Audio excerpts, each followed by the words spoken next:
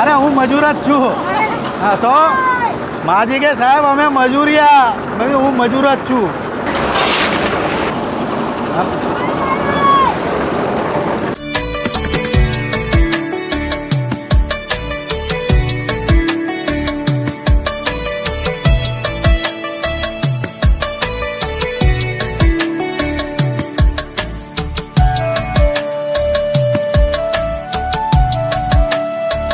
એટલે 80 ફૂટ બાંધકામ છે, જેમાં ધાબુ જે છે એ 45 બાય 16 ફૂટ છે. ટોટલ 4 બીમ છે.